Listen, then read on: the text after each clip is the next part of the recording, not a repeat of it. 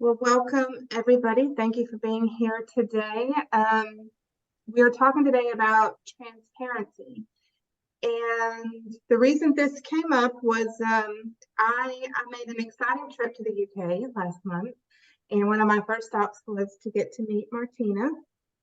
And we were talking about all kinds of things. And I had made a statement to the effect like that if I wasn't struggling with confidence and worthiness, that like I would be so much bigger than I am. And she paused and said that she thinks maybe the word to look at is transparency. And so that sat with me for the last, it's been almost a month now. And I was looking at all the ways that transparency shows up in my life. And like all of us, you know, we work on something and we flip it around and we make progress with it. And then, you know, we take a step back and we look at it again and we come up with something different, a different way to look at it. And that brings us, you know, forward so much more. And so I've been pondering on transparency for the last month and how that brings out different truths in me. Hey, Alfredo. I actually get to see you on the screen too. What's up, Jen? Just trying to make it today. How about you? Oh, great. But you know, it brings up a lot of reflections in me because people say that like I don't show a lot of emotion, which I'm very much in control of my emotions, but I feel everything. I just don't outwardly show a lot. And I was looking at that as a self-criticism at first, but I also look at it as being like the neutral observer, right? I don't have big swings. I can look at things objectively. So not everything is a criticism and a bad thing. It can be both, but where could I be more expressive and where am I not being authentic with my emotions if I'm swallowing it instead of speaking it and speaking my truth at the time? Yeah, I look at transparency also like in how I see things. Am I seeing things as it is, or am I seeing things in a distortion? You know, am I being transparent with how I'm looking at something? And then as we're working with the energies and multidimensionality, you know, we all talk about the veil getting thinner, being able to see through the veil and the matrix in front of us becoming more transparent. So there's lots of sides of the Rubik's Cube to play with when it comes to transparency. So all things that I've been looking at and reflecting over the last month. What are y'all seeing?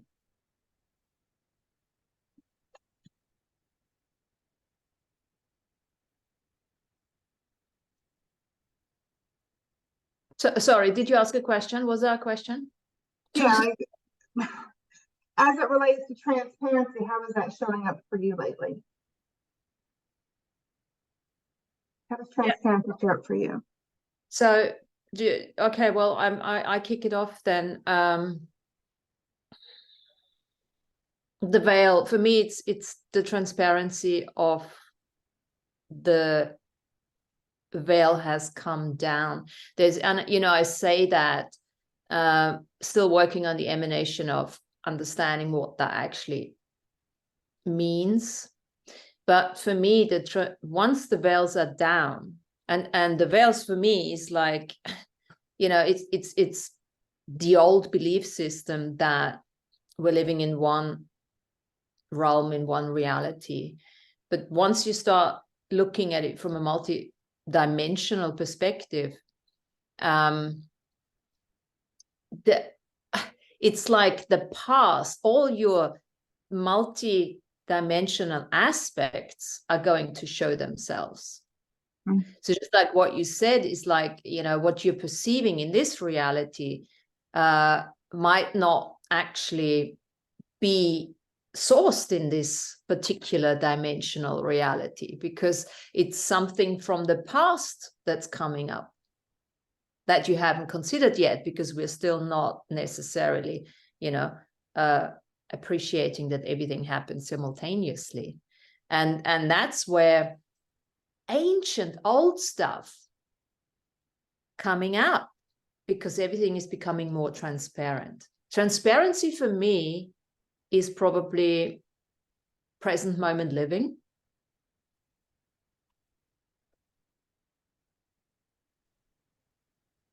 A lot of what you said in that, like, I'm a very quiet person. I always was, even as a kid, but like, I'm always in many places at the same time.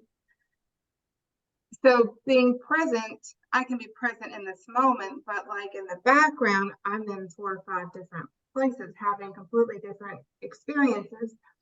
And part of that is dreaming while awake, and part of it is working out different scenarios. I mean, it's just variable things. And I do see a lot of past and future stuff coming into now. You know, on that trip that I took, I told you a little bit about that, Martina, but I knew when I was going that it was more of like a soul pilgrimage, and I knew that I was going to be revisiting places that I had been, like retracing my steps. And it's interesting because where I really felt the most drawn was Ireland, and I ended up not getting to go to Ireland because the ferries, like every time I tried to take a ferry over, like the system broke down. So like I was not allowed on a boat for that trip. But, you know, I went with the no plan, right? I decided to be present. The only time I used my phone really was for navigating. Like I really was in the moment.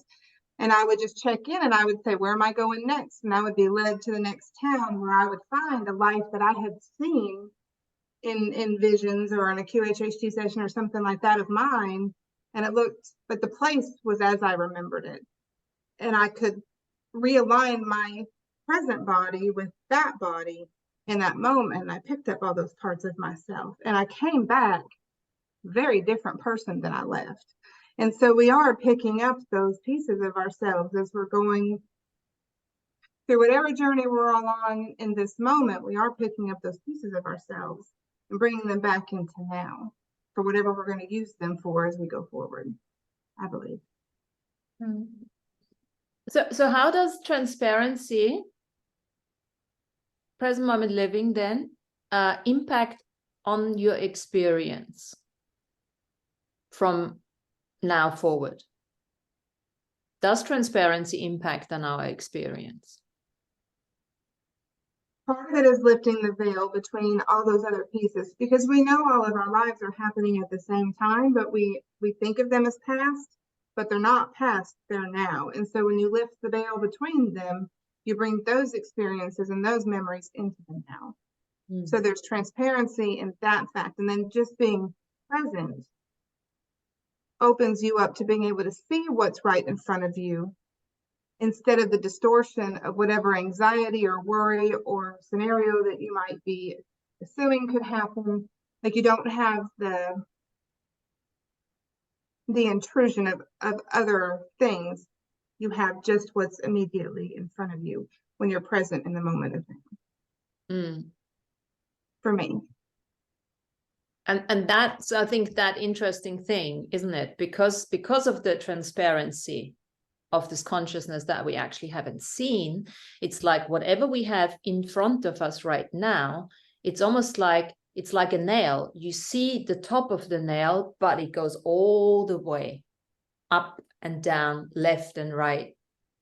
You know, it's like everything is connecting now. And I think this is what I can perceive from a transparency. So present moment and connection. There is so much more connection for me. It's becoming more transparent how much we actually are connected. Yeah, just clocking out of time for 2 weeks and not being caught up in anything other than where I was. The connection was stronger than it has ever been. And I've been able to maintain that coming back too. And it's like you were in places that weren't really, there weren't many people as such, right? It was quite rural. So when we talk about connection, it's like being connected to not just people, but being connected to everything. I think that connection that oneness is coming through more. We're starting to, I think, live it more through the transparency, through the veils that are getting lifted.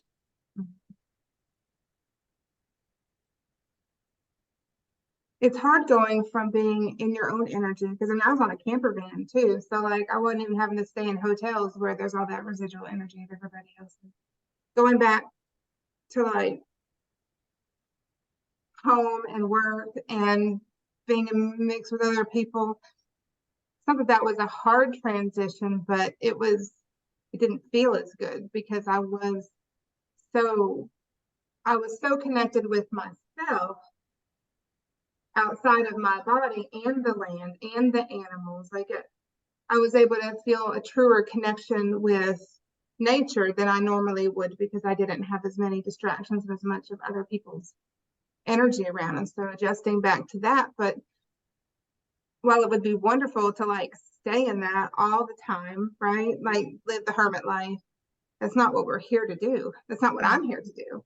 And so like I had to kind of come back to, I won't say come back to reality, because all of it is reality, all of it is real. But I had to come back and step back into where my place is to emanate my frequency, where I've chosen to concentrate it. Did you manage to use that transparency that you had with the animals and with nature? Was it, you said it wasn't so easy to, turn it over and use it with humans as well, but did you find that it was easier than it was before?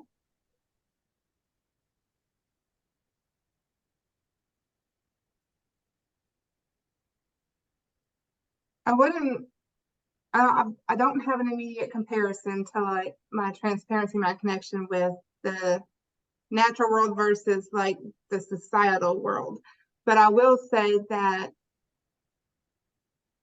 I can stand a lot more firmly in my sovereignty. And part of that transparency is, instead of being so polite, just being to the point and speaking truth without being abrasive. I've been able to say no in new ways that have freed my energy up a lot for the things that I want to do instead of the things that I felt that I had to do. So I've been more transparent in what I want to do and what I don't, and what I'll allow. I have that as well. I've realized one thing. I looked at that energy investment, I love pattern recognition, and I love it so much that I kept investing my energy into finding patterns of people to either help them or just to acknowledge them for myself, and there was a huge realization, I don't know, 2 weeks ago, where I had to say to myself, that's still investing my energy in something that actually doesn't help me to create what I want to create. And it was very much confirmed. All of this happened through a sequence of dreams that I had. I had so many very interesting, wacky, weird, wonderful dreams. And then I might have listened to somebody, or heard a line of a song, like I said last time, and it made me look at that, and I realized that, as you said early on, there's nothing wrong with being aware of other people's thoughts, feelings, or patterns. But the question is now, it's not even that you have to say, oh, I have to shut it down. This is my choice. I'm not focusing on it. But how can you use that pattern recognition now and retask it? Use the transparency that is happening now and just retask it to what actually does contribute to you. And look, No, go ahead. No, I was just saying, if you're, a therapist and you have clients and everything like I used to have, it was perfect. But since I've stopped having clients, it's no longer what I obviously want to do. So why do I keep looking at people's patterns? Because it's almost like You could call it abuse of self. Yeah, in a way, because for me, abuse has become so much bigger than it used to be. Every little thing is now abuse. I call everything abuse that doesn't really, contribute to me or to others. And there's an element of me sort of still viewing other people, going into their field. And do I always have permission for that?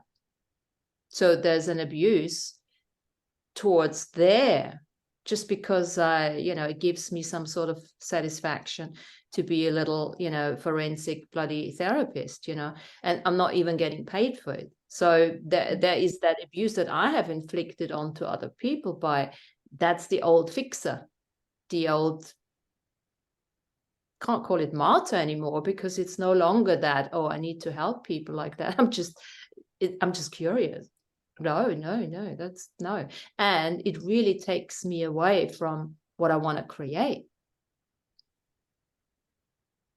Sometimes you have to give it a stronger word, like abuse, like we would probably call that like stepping on their free will or infringing on their boundary kind of thing. But if you give it a stronger word, it brings more of your attention to it to break a pattern that you want to break.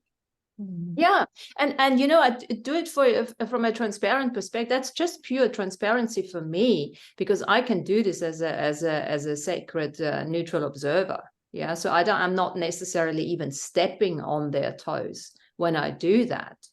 I can just observe neutrally without really inflicting. Well, maybe I'm wrong, but most of the time I feel that I do that, but it's still not really serving me and what I want to create. So I think transparency for me is really stopping all that BS, allowing yourself to outcreate. Outcreate is one of our words here. Another thing is allowing yourself to lose your identity, no longer be invested in the old paradigm. Don't be afraid that there could be something that is completely different that wants to come through. There was another thing that's come up for me over the last month is anything that sparked fear in me, like I instantly headed it, like I decided just to head it on, because I want to break through that boundary of hesitation, fear, because that really is like the only thing that holds us back from what it is that we want to become. And this is also exactly what happened to me, like just a few days ago. I mean, it's everything is just that we're talking here.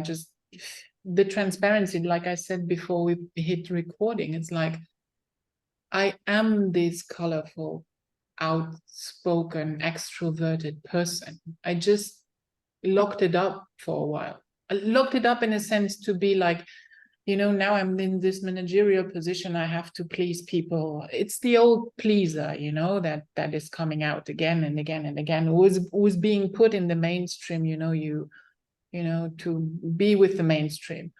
But as Martina also can vouch, I'm not this person. I'm the joker, I'm the player. You put me in any place in 5 minutes, I'm, either speaking Scottish or I'm, dancing with the Turks. That's me, you see. So, and I was like, especially when I chose also these new glasses, I was like, I would have never chosen pink glasses. Never my outrageous glasses, yes, but pink, no way, you see. So I'm like, no, I will stand by it. It spoke to me. It says I need that, so I'm going that way. I bought much more womanly clothes than I used to be wearing. I bought lipstick. I haven't put on lipstick in 48 years in my life, I bought pink lipstick, and I'm like, and you're going to put it on, you see? Still takes me a while to get used to it, but okay. It's just a thing, I'm just going through it. And you know what I did the last time? Last couple of days ago, there is something in me who always said, I don't want to be an instructor or a teacher, although that I know that I can convey people to do things, but I'm not calling it teaching. you know, I'm calling it coaching, enabling, you know, opening ways, being there. Well, I bought myself a breath course instructor, a breath instructor course, because I'm saying to myself, this is something that has helped me a lot the last couple of years. And maybe it is, after all, something that I would like to just, you know, not teach in a sense, but maybe just convey in a more structured way, you know, how much it maybe also can help somebody else, because it's something that we are doing every single second of our life, you see. So I'm like, you go for that now. And I did, you know, and I'm like feeling, it is this, what you said with the fear, you know, what am I fearing there? Am I fearing, you know, the not performance, you know, already going into, oh, I cannot do that, oh, I cannot sit in front of a video camera, oh, whatever, you see. But why am I even going there already? I have not even taken the course yet. You see, so I don't even know what I'm going to do with it yet. It's fine, it's okay. And one of the other transparencies for me is this more authentic, anyway, standing more in the sovereignty and the authenticity of myself, and of, you know, being in this healing mode also, and letting even further go of things, and also the speaking, how I speak and what I'm saying and how am I presenting it to the others, you see. So this is also something where I'm much more becoming aware of. Another thing that I did is like, and that is the pleaser again in me, but it's a very weird concept of the pleaser. I started to unfollow people on, I'm not using Facebook anymore so much as I did before. And I started to unfollow all these people that I thought I had to know what was going on in their lives, just because my mom may be asking me on Sunday when she calls me, it's like, did you see this picture of me? And I'm like, I cannot care less anymore. I don't want to see these dog pictures, baby pictures, whatever. And, you know, and I'm like, I'm done with that. So I clicked, for the last couple of days, I just clicked unfollow, unfollow, unfollow, unfollow, and unfollow. I have no idea what will come up in my newsfeed. I don't care. Anyways, that is another transparency thing where I'm like, I don't even want to know. Seriously, I don't want to know anymore, because it doesn't help me. It doesn't bring me anything. You know, it's like, okay, where do I want to put my energy? And I want to put my energy in the things that will move me forward, you know.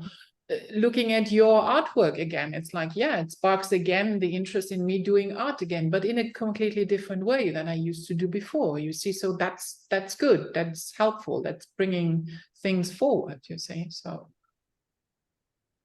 yeah, I could mirror everything you just said almost. You know, as I've been going through thinking about, like, why am I quiet? Why don't I speak up about things? Why don't I express my emotions as much? And I could go through all the things. Like, my mother hated noise growing up, so she wanted us to be quiet. And people said that I was moody, so like I quit being expressive. I mean, like, you remember all those things that people have said, or how people made you feel. But I'm not that interested in that kind of stuff anymore. Like, if something like that comes up, I just throw it back to my fire, because like, I don't have any interest in having hurt feelings or playing the victim mode anymore. Like, that doesn't help me. I don't need that anymore. So, but how do I go forward being more and more of my authentic self? And I'm not an extrovert by any means, but I'm playful and I joke around, and honestly, people can tell me what to do and I'll smile and nod and I'll do whatever it was that I wanted to do to begin with. So I'm not a follower, but like, I don't really have that much resistance, and now I push it back. So the more we can be, and instead of just having that polite armor, we're still going to have to express ourselves in a way that people can receive it, but we don't just have to tell them what they want to hear. Yeah, absolutely. My goodness. And honestly, the people that you work with would probably love it if you were playful, because work needs the stick pulled out of its ass, right? So make it fun. Oh yeah. Which is why I'm actually very happy that I have a good team around me, where people are, we can be very serious, and we have to be very serious. On Saturday, we had to write notes for a speech for the Prime Minister. You see, it's like, you have to be serious. Okay, fine. But you can still do it in a playful way. You see, you can joke about things amongst the team and stuff like that. So that is where I'm very lucky with the people that I have surrounded. But I also, this morning I welcomed in a mission, and they stepped into the office and they were like, oh, definitely we feel the feminine touch to it, you know, because it has been, this office has been occupied by two guys before, you know, and they were like, whoa, there's a complete different mood in here. And I'm like, yeah, that's good. And I hope you will also notice that in the whole building, you see, with everyone. I think you just mentioned another real important element of transparency. It's like when you choose to step into your, in this case, your femininity, or you bring out certain, you know, into your potential, if you wish. Because of the transparency that is happening without the veil, everything in your office, whoever can receive that energy, that vibration, will adjust. But Yep. of course, not just in the office, because there is no veil between the different realms now either. So you are actually impacting all the other realms as well, the seen and unseen, the above and the below. And that's where it gets really exciting, because, you know, we're all here, we are all compassionate people, we're all healers on some level, and it's a different kind of healing now. It's a healing through being. It's a being healing now, a beingness. But before we, oh, sorry, go on. Just one thing, since Sandrine mentioned that you were like writing the Prime Minister's speech, you know, like when I write things that, not for somebody at that level, but No, it's just part of my job. Well, but the frequency that you put into those words that he speaks, that everybody hears him say, it's ripples. Like I do that in my work with doing like public relations and the people that I meet with, and like I set that intention of like their field picking up my frequency and it bringing that outward. That's very potent, and we don't often appreciate the impact of our work, but like what you put into that and the energy that you put into that he carries forward, that's ripples. Oh, absolutely. Yeah. Sorry, Martina, go ahead. No, it's because you guys were speaking about fear. So, you know, what came to mind is, you know, reframing modes. What if fear is actually a knowingness? Oh, it is. What if fear is a knowingness that when you become transparent and you step into your potential, that you're going to be so much greater than you've ever considered possible, which means you can no longer entertain the old identity. And that is, I don't call it a fear, I call it a knowingness, but I think that is one of the biggest fears, that people are holding on to the old paradigm. So much so because they are not willing to let go of who they've been, especially in a place now where everything is just dissolving, you know. This is like this transparency consciousness is inviting us to almost start from scratch again, with understanding that entails everything. Because as we let go of the old identity and step in as a soul, everything is allowed to be seen on a transparent level. So it's almost like this oxymoron, yeah? You let go, my God, I have to let everything go, not remembering that everything is going to arise.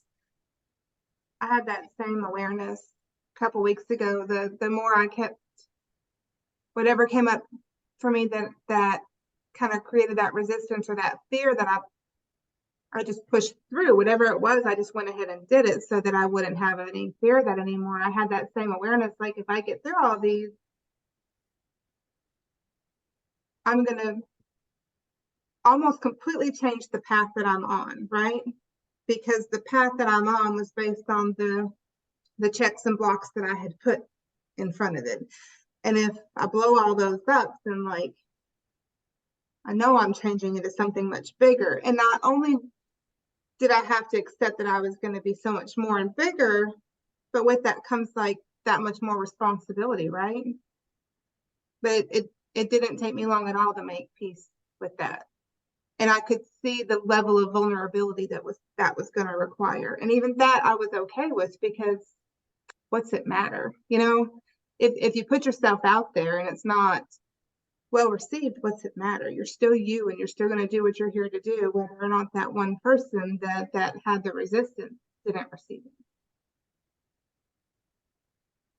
And also, isn't that what we call responsibility? Isn't that part of the fun? Mm-hmm. For me, it's not a responsibility. For me, it's like, because responsibility has a sort of a heaviness to it, right? You got to do something that you don't want to do. But in fact, I've been doing this all my life. I enjoy doing that. You know, it's my kind of joy. It's my kind of fun. I know it might be weird to others, but out creation continuously is what I love. And I think lots of us do that, just maybe haven't acknowledged it. Absolutely. You know, it's funny how when you've got something on your mind, that's always what comes up, right? Well, I guess what you look at looks back at you. And I was working the other day. Work's been very, very, very busy. And I was reminded that I used to say, I reminded myself that I used to say, when I'm really doing great spiritually, like the 3D world would come and like try to pull me back in, right? And so I had that back on my mind, and I was working, and I went to Rumble to like pick something to listen to, and AD had posted like a compilation of some old stuff. So it was a new posting, but of old stuff. And he and Natalie were talking, and you know, he was talking about like if you're waking up, if you're really in your awakening path, that CERN will mess with you. And it was just funny because as soon as I had that thought, he started talking about it. And I decided to dissolve it at that time, because that doesn't need to be true for me anymore. But there's so much of that, like we break out of our own paradigms, and they no longer influence us, they no longer restrict us. It is also the fact that, I mean, when we're talking about things letting go of, or you know, not getting rid of things, because you cannot really get rid of things. They will always somehow be around, you know, somewhere, somehow, be it in the back of your mind, or be it just right in front of you, and you know, whatever. So it's just, the thing is also where you put your attention to, you know, and where you put your focus on. So that is another transparent thing, I believe, you know, where you can go with the transparency, is that you can just see through it, in a sense that see through it that you don't want to see it, or you don't need to see it anymore, because it doesn't serve you for the moment to put your attention to, you see. And as soon as you put your attention back to it, it will be back into the in the front, you know, and not in the transparent, you know, in the going through thing, you know, like a sieve. So it will probably come back again, you see. That's a huge point, isn't it? Because with transparency, everything remains, it's an understanding that everything remains in the quantum field. And focus and intention are becoming more and more important. Do you guys want to talk more about fears? What fears could come up when we're more transparent? Well, maybe the other people's take on the transparent thing came up for them. Yeah. Who wants to chip in? What is I was just pondering. There's a lot to ponder in this conversation, but Sandrine, what you were saying was really kind of sparking with me. Like I've noticed different shifts in myself, and I've definitely switched my focus because I have a lot of life changes in the past year, and I've been in kind of survival mode for the past year. So I've shifted to focusing just on me and improving myself. And with that shift has come all these little things that are different. For example, the color orange. I never liked the color orange, and suddenly I'm super attracted to it. I've always struggled with meditation, and suddenly it is now something I do, I'm trying to do every day. So I'm trying to step into that as much as I can, because I feel like these changes are happening because I'm trying to grow. So that's my thought on that.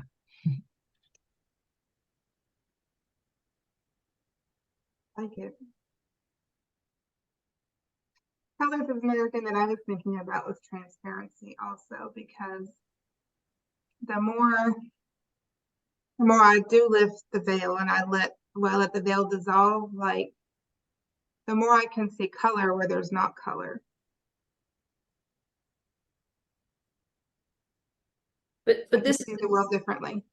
This is the thing. There is so much color, and we haven't seen them. And it's such a lovely conversation, actually, that everyone brings up the color, because, and we also need to acknowledge, I think, that some people will not see the colors that we see.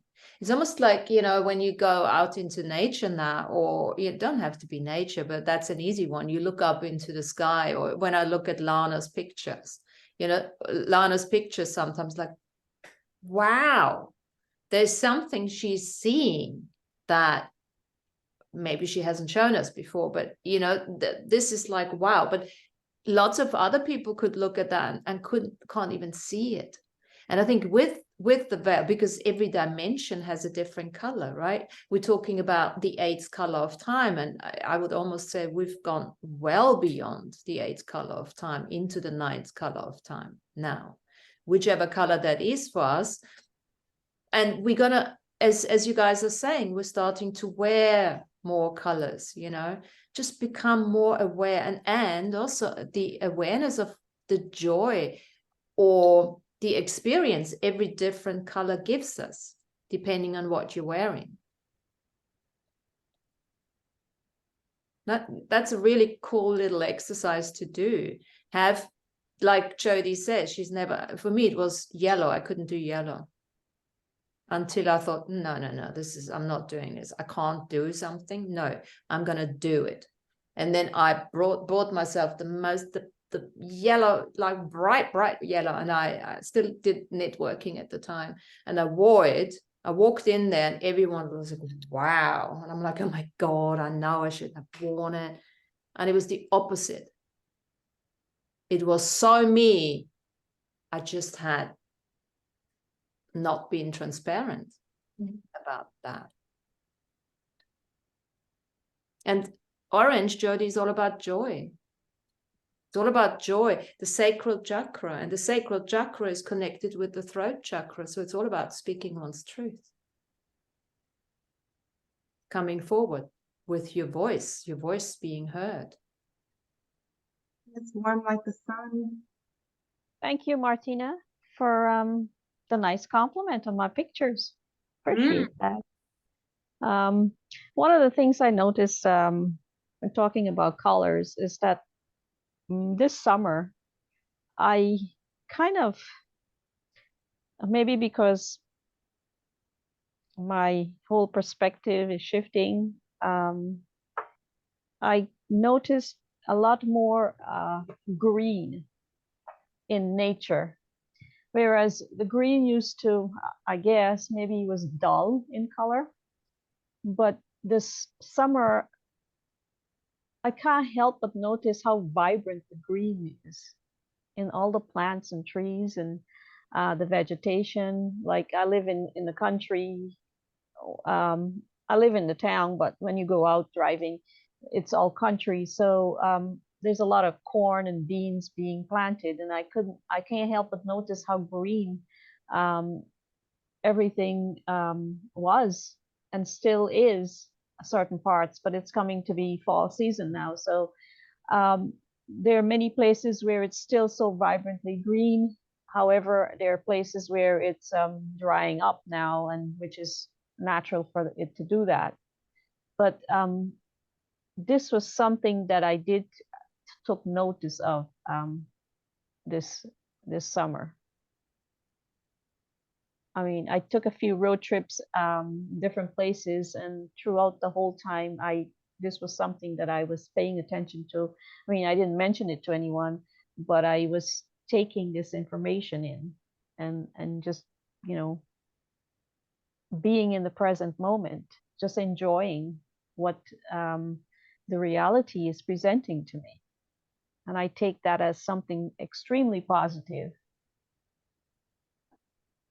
Have you guys heard people with out-of-body experiences or medicine journeys saying that the reality they're stepping into when they're doing that, obviously it's a heightened level of awareness, and that heightened level of awareness feels more real than this reality.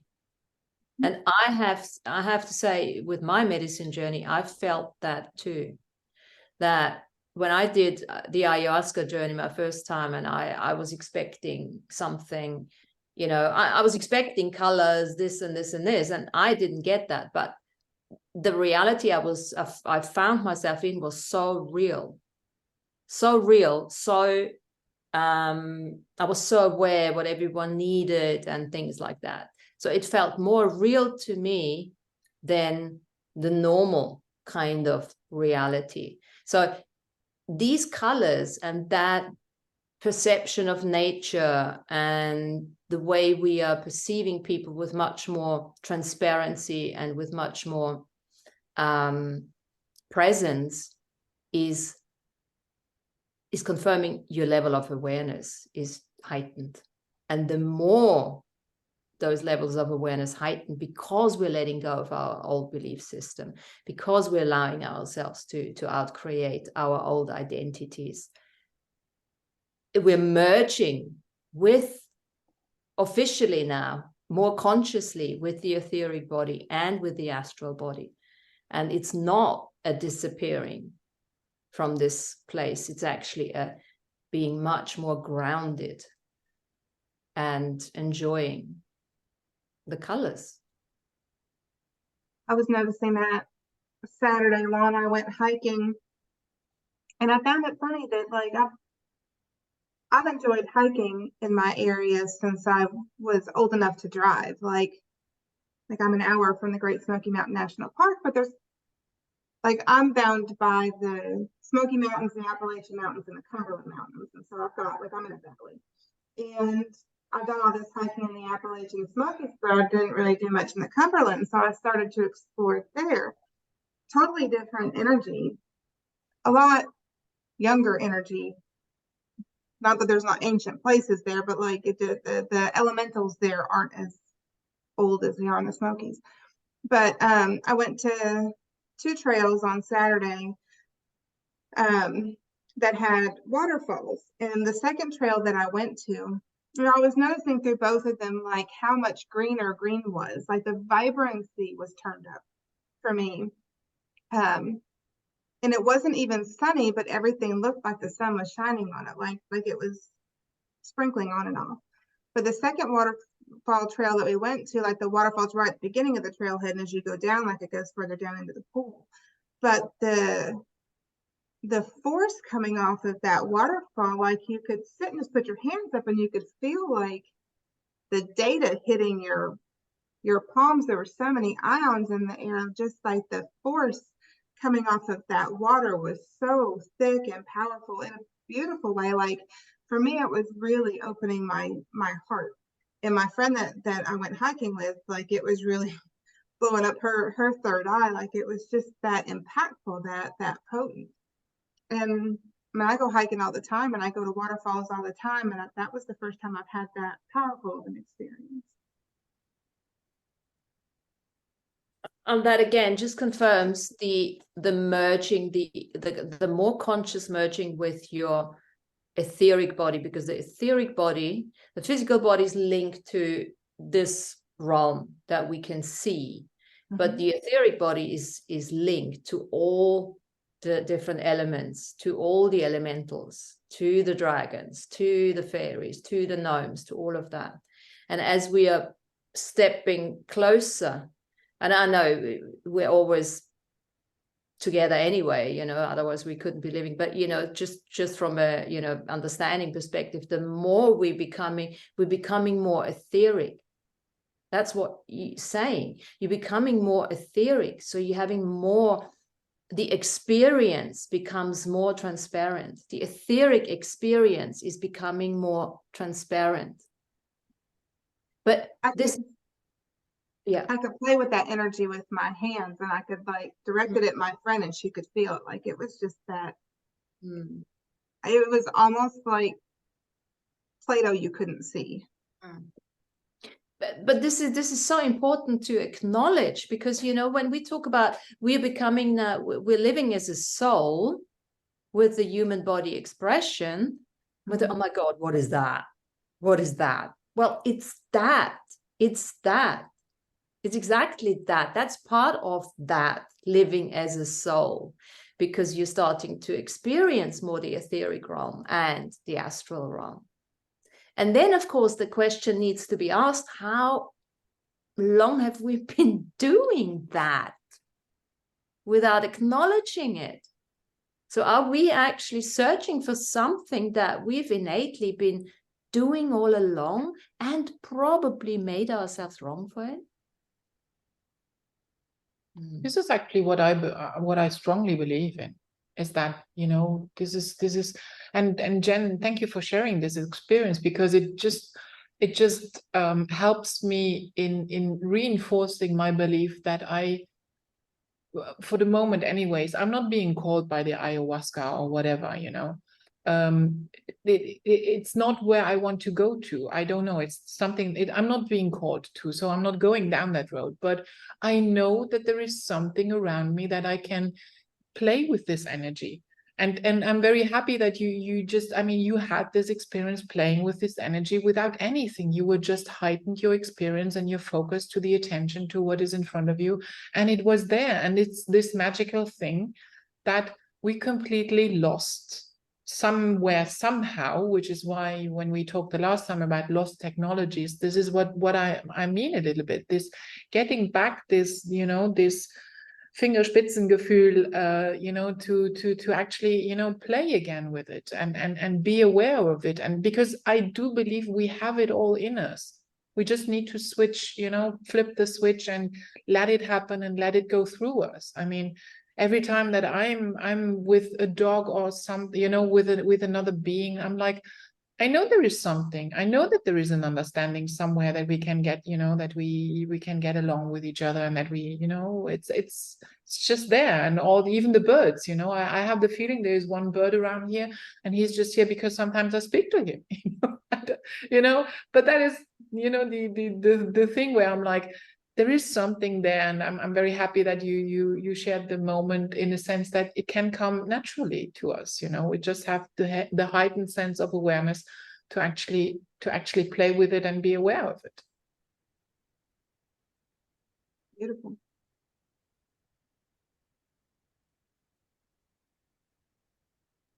I'm driving, guys. Can you hear me? Mm-hmm. Yes. Okay. Yep. I'm not long on, but I've just been listening to your conversation, and I'm really enjoying it as I'm driving, and it has made me just focus a little bit on that word transparency and how that manifests in my life. And as I'm listening and I'm driving and looking at the green, I think that the senses for me is one way that I kind of use, I suppose, as a tool for transparency, but it's not a conscious thing. I don't consciously think about that. But you know, the sight, the touch, the smell, the feel. I'm actually doing that all the time in my interactions with everybody, with nature. And I was even thinking I do it with animals. I absolutely love to get to touch the animal and to sense what they are about, and to sense their energy. And I know they recognize something in me. And to me, this is all about, you know, transparency. I think that transparency is just there. It's just a given. And we just maybe don't always pay attention to it, or maybe we don't always know what it is we are seeing or hearing or touching or feeling. But we are receiving that information nonetheless. And sometimes it's okay that we don't have time to process it because we could be busy doing other things. I kind of like sometimes doing other things and let all of that happen at the same time, parallel to doing other things. And I can often find the most insightful vision or sense of something in the most mundane thing I'm doing. So it's never away from us. We don't have to go to the mountaintop and sing to get it. It's right there. It's right here. It's all the time available. It's just, I suppose, how available are we?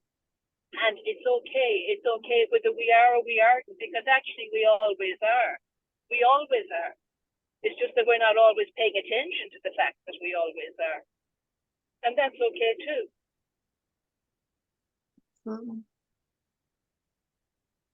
Does that make sense? Yes, absolutely. Oh yeah. Okay. Yeah, the colors are amazing actually at the moment, and I suppose in Ireland I'm driving through a sea of green. You know, we have a song here, the 40 Shades of Green, but there certainly are 40 shades of green, and the colors are amazing, and it just does something. It's great to live in a country like this, and I'm beginning to appreciate it more and more. Forget the extremes in temperatures, and I'm beginning to see that happening now on the planet. And I'm always glad to come back, you know, to this land where it's never too hot, never too cold, and where it rains and it's green. And there's a lusciousness and a richness about just what you see in front of you in the countryside and in the, you know, the trees and all the different colors as well. And as we approach autumn, there's something very rich and very nurturing, I think, about it. So I am very happy that I'm living in a place like this, and I do love to travel and go to other places as well. And I always come back refreshed when I come back from them, but it's nice to come back to the green land. You know, Mary, let me ask you a question, because, you know, with everyone having those amazing experiences with seeing colors, you know, and then you know, I'm working with the merging of the etheric body and the astral body, and, you know, trying to understand a little bit more. Would you say, or anyone else, that the seeing of the colors goes beyond seeing? Is it goes like beyond seeing? Is that what you said? Yeah, beyond the seeing that we. Oh yes. Oh yeah, I do, Martina. Yeah, I do. And I think that's what I was saying earlier about the senses. Because I think that when we look at something or touch something, we're not just looking and touching. We're doing all the other as well. You know, all the senses are active. And that's something that I think is probably happening, even though I can't honestly say that I find it happening with me. But I'd say there might be a heightening of people's senses, and that we are feeling and seeing maybe on a higher level, or somehow taking it in differently, because it's almost like, you know, inhaling it somehow. You're taking it in, you're eating it and drinking it almost. So it's not just that it's a visual thing and it's out there from you and it's only your eyes that are involved. Everything is involved. I like that. I like that, because there are different organs in the etheric body as well, you know, that are switching on now, that we're starting to work with. I have the same experience, and that is, I mean, now Cabo Verde, which is called the Cape Green, the Green Cape, you know, it's now green because we had a luscious rainy season. But there is a it's nearly like an iron. No, it's not. But I have seen a lot of greens. I have seen the greens of the tropics in Vietnam. I have seen the greens of the the tropics in Burma. I have seen the greens of Europe, Ireland. I have not yet visited. But yesterday, while I was driving again, in the couple of days that I've been back now, I've been driving up and it's already some of the grasses that are turning slightly golden already, you know, because it's like the end of the rainy season and we have a lot of sun during the whole day. And I have to tell you this, now it's the season which I really love. It's this difference between the green and the gold, and it gives this shimmer that you have the feeling there is something alive in it, you know. And this is where you're pointing to is etherical. It's like, I cannot even take a picture of it because it can never tell you the feeling that you have when you look up now this mountain where you have the greenish grass, which is slightly turning golden now. It's like, whoa, there is something there, you know. It's like, it's such like, wow, okay. Whereas here you can say, okay, autumn, it's actually where a lot of things actually come really alive again because of the rain that has fallen throughout the last 9 months, where it was all dry, and everything was just, you know, retracing and going back. And now it's like this explosion of things happening. It's just so wonderful. Yes, that sounds wonderful. Especially when you see like the wind blowing through it, you can see the waves going through the grass and the sunlight. It's just right. When I see things like that, they bring up so much awe and emotion in me that like I love to just sit there and soak it in. And like Mary was saying, you don't have to. I mean, it's lovely to go to the mountains and be in nature, and I like the physical exertion of hiking, and I love the sound of like my boots crunching on the trail. Like there's so much sensory going to do something like that, but there's beauty everywhere. I mean, there's beauty sitting in your driveway looking at the sky, or watching the micro of our world, right? Like I like to lay in the grass and just watch the ants do their thing. And like we get so caught up in what's in front of us for work and what our family needs from us and all that, but like just to stop and watch the rest of the world in motion, because like the birds playing out in the backyard have no idea that it's Wednesday, and they're absolutely fine with that, you know, like they're just doing their thing and having their experience, and we get to witness it. If we just stop and we take a moment for it. It doesn't have to be a message for us. It can just be a moment of watching a bird fly and imagining to yourself what it would feel like to have the wind going through your feathers like that. I mean, that we have that opportunity every single moment of our lives if we just stop for a moment and enjoy it. So what we're actually saying here, I'm just thinking pattern. I'm looking at the pattern. What are we actually saying?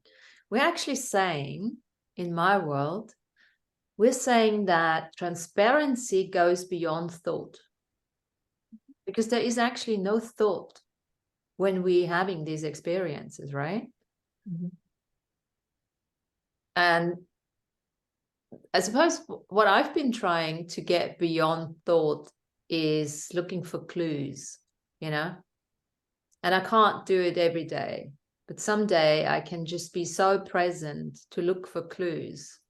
And everything, it doesn't, as Jen says, it doesn't have to be just anything, a word, what I'm reading, this and that.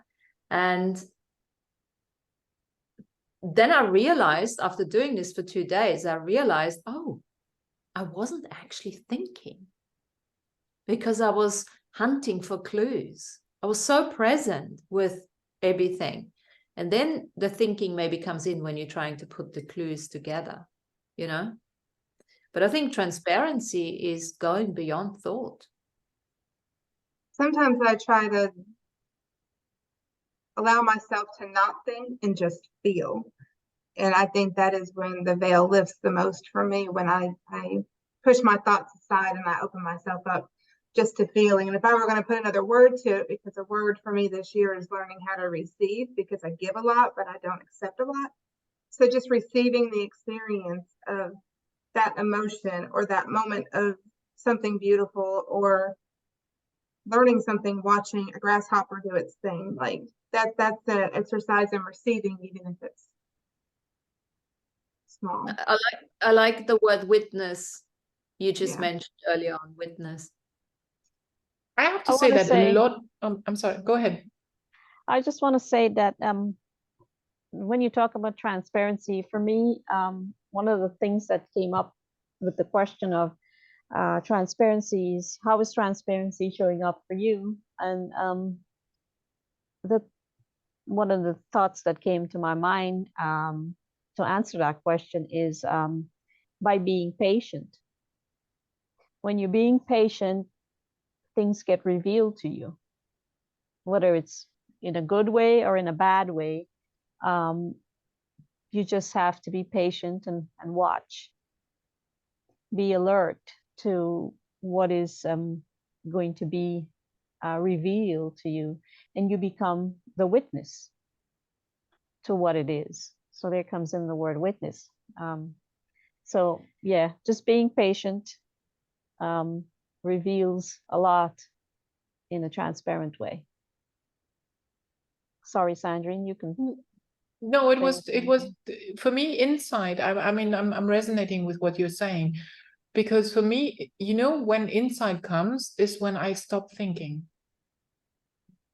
Honestly, you know, now in the other group, we talk in the philosophy talking group, we talk a lot about ideating, you know, ideating things and thinking, because thinking can be developed in different ways. It's like understanding, ideating, you know, creating or whatever. So and it's like when when you're desperately looking for something to understand things, at best is really like to bring your focus to something completely different, which is one of the reasons probably why I just love to go for grocery shopping. I know it's just weird, but that is where I just then lose my mind. You know, I go into the store and I grab my things and I look, oh, that's something new, and then suddenly when I'm waiting at the cash register, I'm like, oh, that's what they wanted to tell me about, you know, and then I have an insight, or, you know, it's like, okay, because my mind was then completely, you know, out of, you know, the thinking with it, and I let my unconscious or subconscious or however you want to call it, you know, do its thing. And then suddenly comes, oh, maybe that was, you know, the thing that we were looking for, or, you know, that is the solution to the problem, or, you know, that is, maybe I can propose this way of going forward instead of that.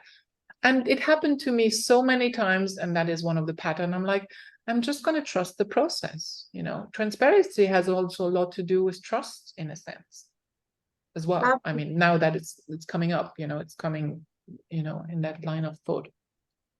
If I were gonna like summarize everything you just said, Sandrine, I would say flow. Because when I let go of my need to understand something or control it, and I just go with it, like I accept the knowledge of what it is, and I know that it's there, and I push it aside, and I just go with things. I just flow. Everything aligns for me. Everything happens the way it's supposed to. All the sparkles happen if I just stay in that flow. But once I start to like, well, I want to understand this, so I really look at it and deeper, then I pull myself out of that. So I don't get it from grocery shopping. I wish it did, but I know exactly what you mean. Are you gonna say something, Alfredo? I've muted you, darling Alfredo, because we had the wind. Yeah. No, good. Mute my ass. Yeah, I was just waiting to interject. I had, I don't know if this relates to transparency, but this whole move is like, I had to be transparent, you know. I can't be. Yeah, I had to kind of embrace everything, because it was kind of a ballsy move. I was like, should I move to another city? And I was like, you know what, screw it. You know, we're just gonna do it. And it was the best day ever, because it took me out of my mind. Like this whole time, I realized I like to be in control of the situations, of all the things unfold. I want to be in control of my experiences, control of this, control of that. And I couldn't have any control, because I was like, everything's brand new. You know, it's like, had no control over like the transfer. And I had to like, yeah, it was just, my mind was going crazy the whole time. I was like, what about this? What about the teachers? I don't know nothing about them. And what about this? What about that? And everything was just, I just had to go with the flow and just let go. My biggest teaching right now is just letting go of all the control I have, you know. And yeah, being in here in Georgetown, it's been a blessing because I've been so used to the city life, like just the fast energy, fast energy. I used to be all about it, just love it, but been burned out. But just living here is just, I don't know, it's been a big game changer, this is like the first day I feel like rooted into the city, because when I moved here, I was still integrating. I don't know what it was, but every day I'd just sleep and I just feel like I just don't feel comfortable yet. I haven't felt it took me a few days to finally like start to feel comfortable and get into the groove of things. But I don't know, everything's so simple over here. Everybody drives slow. Like in Austin, everybody's driving like a damn rat race. It's got to be real life Mario Kart. Screw this person, I'm cutting you off. Everybody just drives real slow over here, and it's just like it's a slower paced energy. Just dropping my kids off at school, just seeing like big ass pastures of open land and cows just eating moves. It's just simple, it's just, I don't know, it's helping me disconnect from the city life and embrace my inner peace a little bit more. Yeah, I don't know, things have been pretty good over here. That's all I got to add. I'm glad to hear that, Alfredo. It won't take you long to find a place to do your fires. Yeah, I don't have a place yet. It just barely rained yesterday or the day before, and so I'm thinking the burn ban is lifted because the grass is toasted. And I was like, man, I don't want to be raising hell and burning a fire when there's a burn ban and get in trouble. But I still haven't found a place to do ceremony and stuff. But just do the ice baths in the house. Yeah, I'm still just doing in-house ceremonies, but yeah, I'm not forcing nothing. I'm just one thing at a time, just one step at a time. I know it's just corny as hell, but I think about the way I've been living life. It's like I read this quote. I know I hate Facebook, but at the same time it keeps me connected to the community. So it's a love-hate relationship. But I read something on Facebook. Someone posted like a Eckhart Tolle quote, and it's like, the mind makes life seem more serious than it is. And something about that quote just stuck with me. I was like, man, because every time I'm thinking, things are so serious, and it wasn't until I like forced myself to get out of my head. It's like, everything's all right, man. All the schedule changes, all this stuff, it's okay. It's good, just let go of the control. It'll work itself out. And it does work itself out. Everything is great. Just got to get out of this damn mind, because I'm in my mind, then I know that life is too serious or whatever. It's like, if this gets too serious, I can easily step out of it. Like, all right, or just chill out. Life is not that serious. I don't know. This whole transition has kind of helped me just let go of control, and let go of a lot of stuff. Kind of just take things the easy route, Absolutely. So, I think that goes back to what we were talking about before with fear, right? Once we get past that barrier of fear, we open ourselves up into that flow. We open ourselves up into a better experience. Or a more lighter expansive experience. Yeah. Absolutely. Yeah, that's all I got. Thank you, Alfredo. No, thanks. I like being here to talk to you. It's a nice homecoming. Nice to have you. Yes. I'm also, with that, having said that, that's all like integrating the human into the soul, I really like that. And also that, of course, brings up that the soul doesn't necessarily work with thinking like the human does, but the soul works on vibration and frequency and harmony. And I think if we think with transparency, we just got to start thinking energy. And when we start thinking energy, then there is transparency, because we can't match. Well, we can force match, ourselves to circumstances that are not great. But still, if we just be in allowance and stay in our joy, then we have that level of vibration that is so transparent in all the realms that we're starting to attract to us what is actually part of our soul's desire, right? And that ties into what I was gonna say next. Like when I came back from my trip, you know, I had integrated all these other parts of me. And I was driving to work like the day after I got back, and I was going through the job sites that I managed and stuff like that. And I could feel that like the life that I had before I went on my trip was no longer exactly a frequency match to where I am now. And so I had to look at that as, well, what am I going to do about it, right? And it was then that I really allowed myself to look past the fear of what would I be if I weren't doing my job, right? And I could see a path to invest in all these different options that could carry me into something very different in a short amount of time. But I had to let go of my identity for what I am or what I do for a living as being what I am, because they're not the same definition.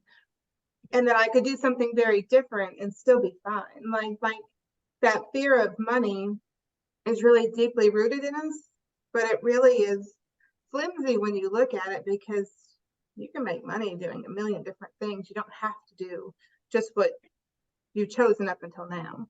And so I had to peel that apart too, because, you know, I'm not saying I'm going to be a Reiki practitioner for the rest of my life, and that's going to support me, but I can have different options, and I can make easy investments to have a different option besides what it is that I'm doing now that weighs on me more than I want to be weighed on going forward. And even that I can adapt. I can make my situation anything that I want to be. All I have to do is put the right energy around it and let it run itself. So I had to look at a lot of that too, coming back, like how do I reset this so that it is a frequency match to where I am now? You know, this is such an experience of mine too, but I've done it differently because, you know, I've changed in 2008, but since then I have changed, you know, doing all sorts of different therapies and modalities over the years. And I realized before I started my detox that I used my body. I used to abuse my body so that I couldn't move into a higher vibration, because on some subconscious level, I would have to make huge changes in my life. And that could include like Alfredo says, leaving the country, moving, losing people, you know, just changing so much. And I have this awareness that so much can change. And yet it was for the first time, because the time was right. So we must never say, oh, there's something wrong, we're not doing that, and we're still abused. No, when the time is right, then you will do it. Yeah. So, you know, this is a good one. I had to, because I've always worked with my body. My body's always giving me those clues, and I've always overwritten them. You know, oh yeah, the body told me I can drink this, yeah, I can eat this, and in reality it was just an excuse, because I didn't want to create those changes. Because this is the thing, again, our physical vehicle is precious in those times of transformation. So we must make sure that we are perfectly grounded, we are healthy, we are, you know, doing whatever it takes the body requires in order to hold that frequency of transparency. Another thing that comes to mind as you say that, you know, the last couple of days, without any real reason or association with a particular person, but my heart's been so full of gratitude with the people that have really shown up for me in the last year. Because last year was a year of a lot of transformation and important change, but it was really uncomfortable and unpleasant change. And I had a lot of separation of densities, like through the end of last year, the first part of this year.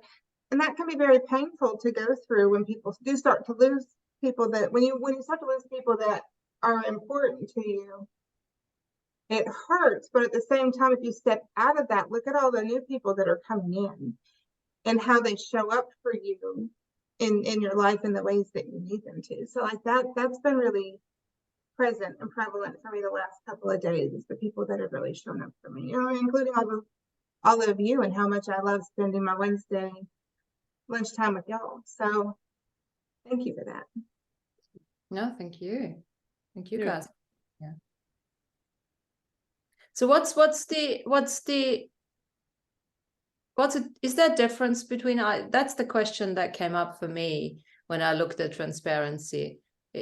What's the difference between honesty and transparency?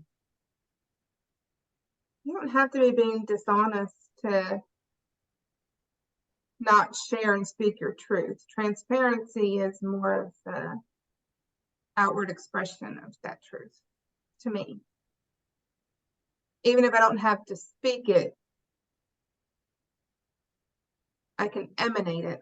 Well, I say that, and I'm going to talk out of both sides of my mouth, because to me, part of what my growth cycle is, I got to speak it, you know, because I keep a lot of things internal, or I'll say it in the picture, or I'll say it in the song without putting it into like a vocal expression, and that's coming back around in another learning cycle for me that I have to say it out loud. And I hate doing that. So I know that that's important if I have that kind of resistance to it. But to me, transparency right now is saying it out loud.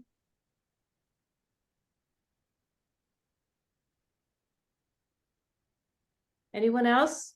Is there a difference? Can we even compare it? Honesty. It's a good question, Martina. I suppose I'm thinking, you know, is honesty kind of embodied in transparency, and yet with transparency you can spot dishonesty. So you know, transparency is something that reveals everything. It reveals the honesty of the transparency, and when somebody is working against something authentic in themselves or in what they're saying, or even just, you know, lying, you know how you can spot sometimes if somebody isn't being really honest with you, or you can spot, when in that transparent energy that's always available, I think, to us, that we can spot it. We mightn't always just register it cognitively, but I think that our body registers it in a sensual kind of a way. You can sense it, you can pick it up. So is it the same as transparency? I don't know, but it's connected to it somehow. It's there in the field of transparency. Yeah, I'm still playing with that. I'm at the moment, I'm saying to myself, it's like honesty to self is the key to transparency, because transparency for me envelops all the realms. It goes far beyond the universal limitation. It's almost like transparency for me is almost like source connected. And if we're not honest to ourselves and our belief system that still holds us back, we can't step into it, or only from a limited perspective. But that's for me at the moment. So I'm looking at transparency as a huge energy compared to honesty. It's just one of those human realms that we have. Makes sense, you know, in a way, but it needs out creating as well. I would have put like steps between that. What separates honesty from transparency is vulnerability, because you can be honest but still hold back. But once you push through that vulnerability, that's where it becomes transparent for me. Okay. Anyone else? Honesty, transparency? Well, you guys kind of cover everything that I'm thinking about, but one of the things that came to me about honesty is more, to me, is dealing with yourself. How honest are you? You don't have to be honest to the external, but you have to be honest to your own self, you know? But then again, you should be honest to the external as well. But to me, it's dealing with yourself, honesty, and transparency is sort of like both being honest and bearing witness to the external around you.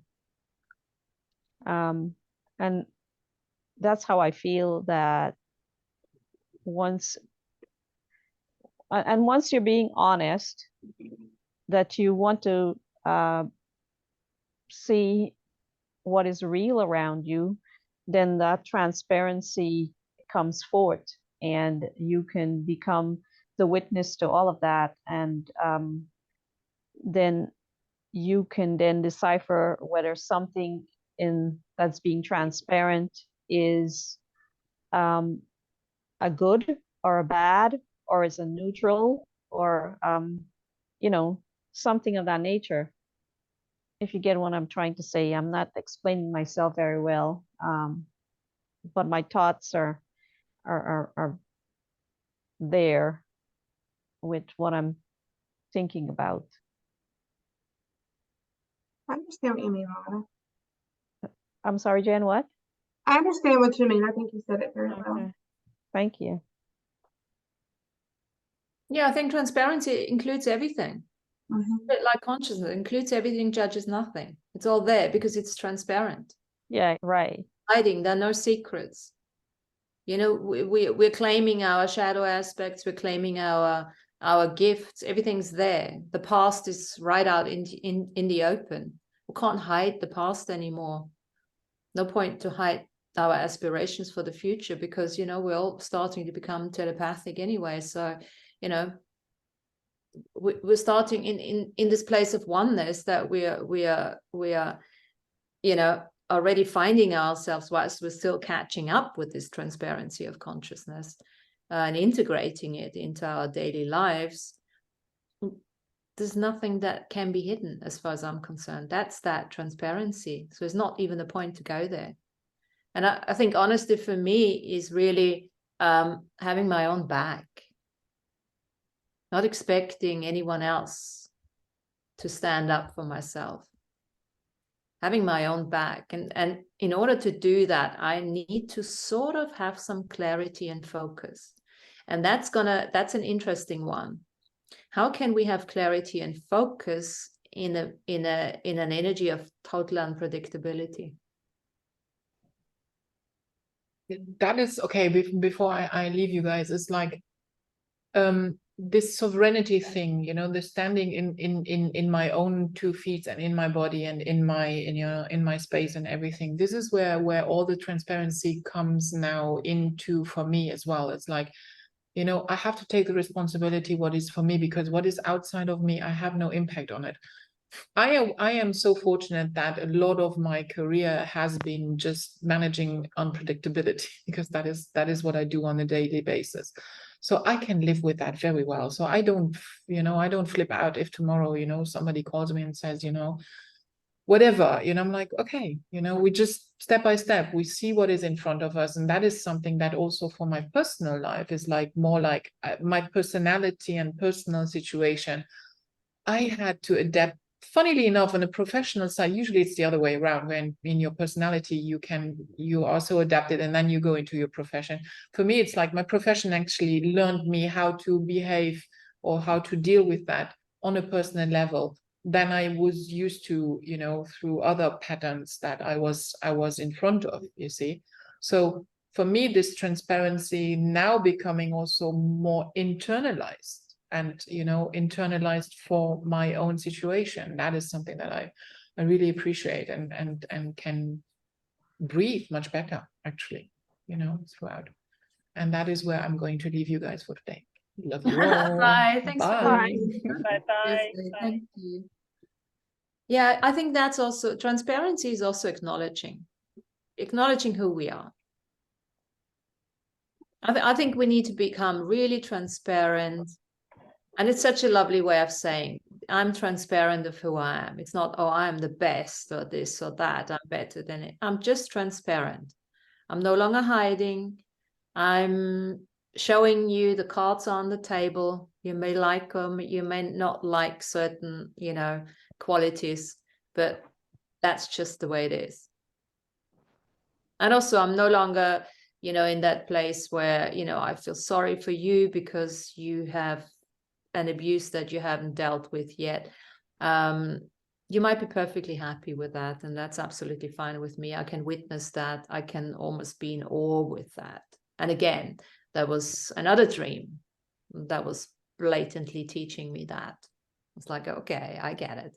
You know, just because I do certain things a certain way doesn't mean somebody else can't be happy doing exactly the opposite and be in my signature frequency, be part of my signature frequency. We mustn't forget that, you know, separation of density doesn't necessarily mean that we all have to be part of one belief system. No, it's a vibration.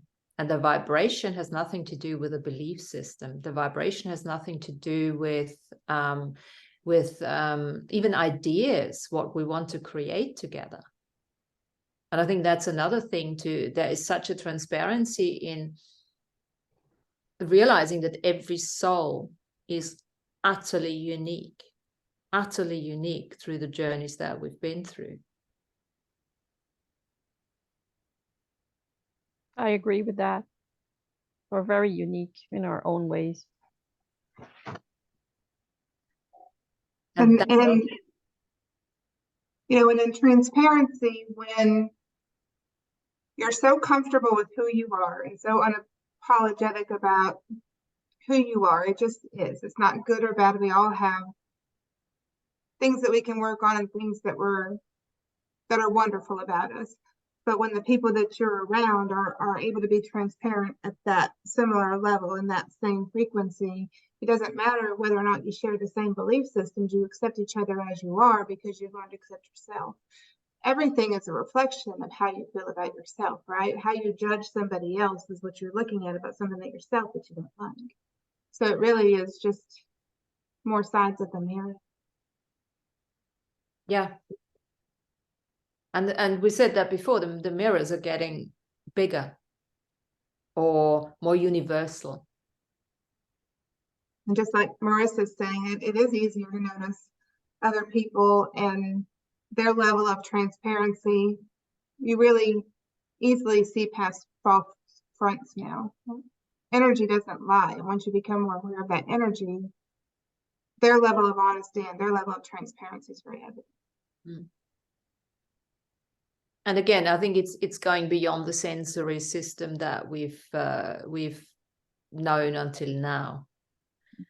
I did this exercise the other day where I was working with mixing up the sensory system, you know. So I closed my eyes, I couldn't see what was going on around me, and I just tried to see what I was hearing.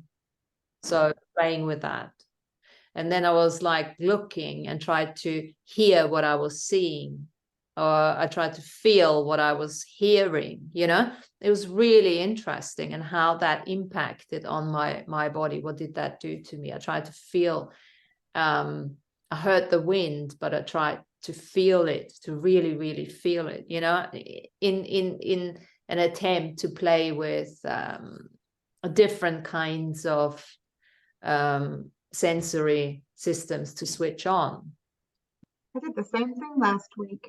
I'm just playing with it, but similar to that, we were talking about the colors, and I was looking at Sandrine's glasses. Like, to me, colors have a smell, they have a taste, they have a feeling. I can't say they have a sound, but maybe I need to explore that. But like colors in their own signature, like, it's not just what I see. I can feel them in my body, not necessarily aligned with a chakra, but like what emotion they bring up in me. I can smell them, I can taste them. Yeah. My mom and I, we used to do this little exercise. We used to look at numbers. And my dad always thought we were completely crazy, you know, because every number for us has a color. And when I said, 1 is white, and she said, oh my God, no, it's not white, it's this. And I'm like, absolutely not. 1 has to be white, you know, and 8 has to be purple. And, you know, and just, it was, there was no discussion about it. You know, It's that I don't know, I'm not even a numbers person, but that association for some reason, just deeply from here, for whatever reason. Interesting. I can't help laughing about that, Martina, because it seems like the way you were saying it, you're trying to project your belief of what one should be, what color it should be upon your mom, and say to your mom, it absolutely has to be my belief and not yours. Yeah, no, it was not so much that. It was just two very strong people. Absolutely. I can't feel one being white. I can't feel it, you know? So it was like that, you know? I mean, she would never give in anyway, and neither would I, obviously. It's my mom, right? But it's just funny, you know, how these things are. No, but talking about coming back to transparency. So I was watching this news clip yesterday or day before yesterday, and they were talking about something that I really shouldn't mention in case we get your YouTube get removed. But I'm just gonna say that as the guy was talking about what was going on in Europe, he was feeding information with photographs and saying that such and such is happening, you know, blah blah blah. But immediately as I was looking at these photographs, my senses have become so heightened, and the transparency of what the system is doing is becoming clearer to us now, because we've become so much more aware that these photographs that he was projecting into what he was talking about couldn't possibly be real, that they were probably collected from somewhere else and then thrown in to form a belief to the person who is witnessing what was being said. And so he's projecting this sort of negative vibration about, you know, this and this is going on and this is not good. So I'm going to show you some photographs that is negative. And I could clearly see in my own way of looking at it that these photographs can't possibly be reflecting what he's talking about. That it was thrown into the mix to make the viewer believe what he's saying is true, but it's actually not, because now, you know, we are so heightened in our awareness that I'm calling BS on this, you know, on what he's putting in there. So that's another way of you know, senses being heightened and transparency. I think it's a beautiful example. It's a beautiful example, because that's how the collective narrative, the false narrative, is going to fall apart, because people are just not buying it anymore. Absolutely. You know, that algorithm crap Yeah, that they push on us. it's like an old algorithm. He's using this old algorithm that we used to buy into before because we didn't know any better, but now we're heightening our awareness of these tricks that you know, used to be used upon us to create the belief system in us that is no longer going to work.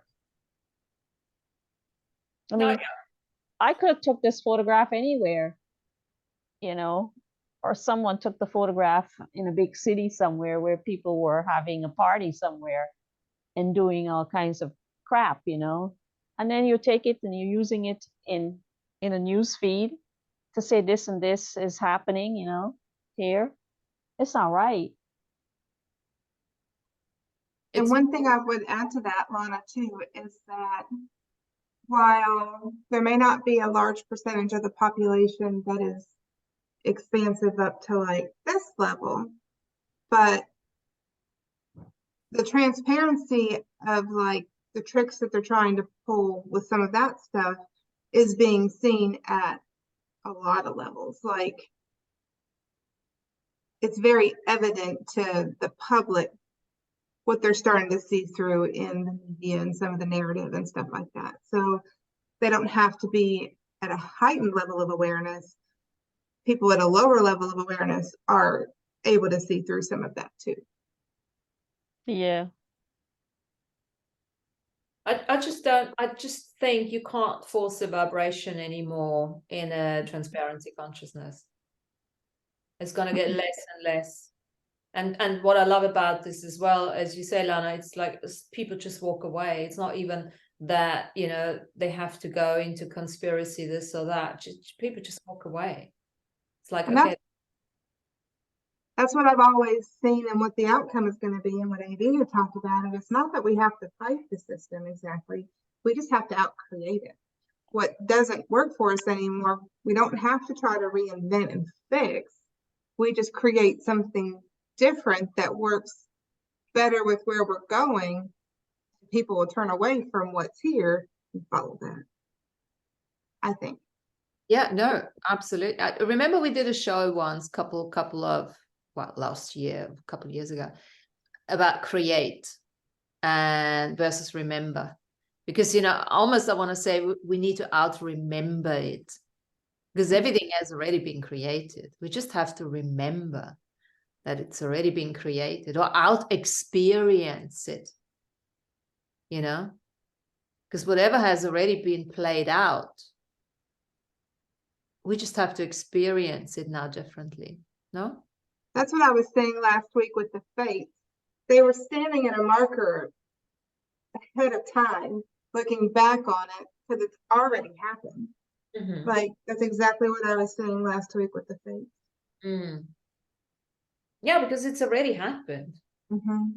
I mean, we're just needing to get our bodies to a level where they can, and even if we wouldn't do anything at this stage, no, you know, self-mastery, sovereignty work or anything, eventually we'll all catch up. It's just depending on, you know, what's our mission. Our mission is probably to be the forerunners, you know, and to prepare the field, prepare the energies, prepare the vibrations, because the more transparency we bring forward, the more we change the environment for other people. Because I think whilst the journey is an individual journey, I think we can start thinking now, once you've done your individual journey and you're sort of grounded enough to say, okay, avatar, multidimensional beingness and all of that, we can start looking at group soul consciousness now. And the really critical part of that is us us breaking apart the fear of it, because when things change and we don't hold any fear of that, it'll help the people around us move past the fear of it. Yeah. Yeah. I think it's that new way. There is no empathy. Empathy I've never had an issue with. It was more the martyr for me. That was always more the energy that, you know, but that's the word compassion. I think compassion works for all of us, because compassion is transparent, it's neutral, it's a witnessing, it's an honoring, and at the same time it's okay, I can do this because I've done certain things that you may not have, and maybe I can contribute to you, you know, in exchange for what you contribute to me. And I think lots of people, I mean, I'm one for myself here. I'm one of those examples where I say, relationship wise, we have a great contribution. I get a contribution on a level that I don't want to get myself into anymore. And at the same time, I'm contributing all that work that I do from a more etheric level, you know. But at the end of the day, everyone is benefiting from it, because it's a choice. It's not something that we do out of ignorance, but we do it out of a soul level understanding. Hi, Martina. Hi, everyone. Yeah. Armenia. How you doing? You know, it's interesting that with these two questions that you're talking about, it triggered me to thinking on myself, like how much not being honest to myself. because I thinking about I was impregnated with the belief system from my grandmother about Catholic belief that you have to sacrifice your life all time for other people, satisfy other, and then you are the last, and then you have to do good for everybody except for ourselves, right? And I was thinking like, oh my goodness, I can think myself that maybe just 5 years, from 5 years back, or maybe thing I find out about Andrews, and I start like reconnecting myself. Because all my life I was doing not what I want to do. It was to do what I supposed to do. Because because somebody else, not me, that important. Because we have, this belief that we have to save everybody, because we can here to helping other, save our brothers and sisters. And you talking about this is like, wow, I can say I have never been honest with me. And I'm looking always to be please other people and be the more clear with other people, open my heart and like be really transparency with everybody. Let's express myself, because I always put my desire on the back for later on, because I had to do something for somebody else. And that was something that wasn't all my treasure all my life. I can sing I was maybe 7 or something like that. And it was all my life the same path, always I finish with somebody, we had some issues, and then somebody jumping in. It was like a tray of just, take care of everybody else except myself. And really it's I had to go back to write something about this, because it's kind of interesting. But that's, Herminia, this is how we go full circle. Mhm. We have to do the I am avatar journey. We have to do the I am self-healing, self-mastery, sovereignty journey, the ego strengthening, the understanding of all of that, and then the emanation through it.